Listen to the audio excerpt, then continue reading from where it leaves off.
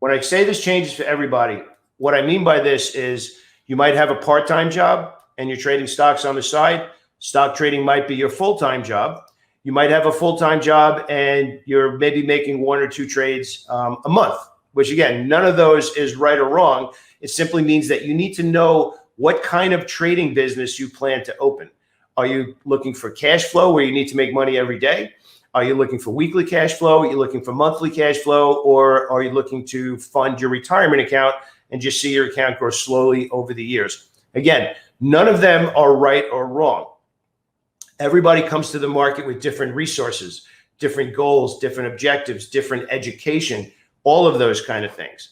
So you need to know, what does winning look like for you? And there's a reason for that, because that's going to define your trading plan. That's going to define how long you hold a trade. That's going to define what kinds of stocks you trade. That's going to define what kind of volatility you should handle. And volatility means how fast and how quickly stocks move over a certain period of time.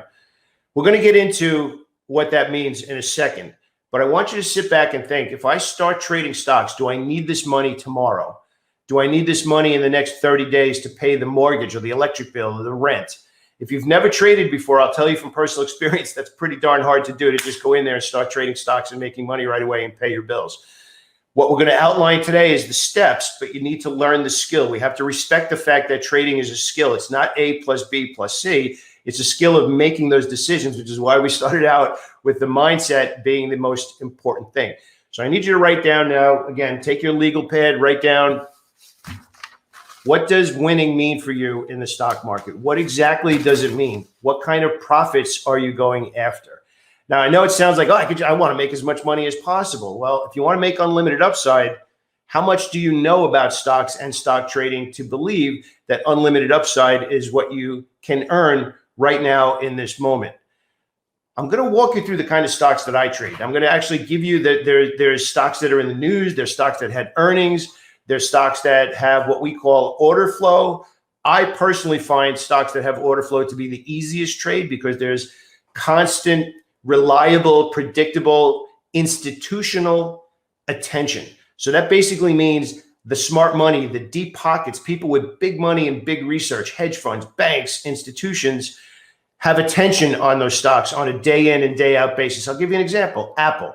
Apple would be a stock that we might call a market stock. So it's one of those stocks that active traders pay attention to pretty much every single day.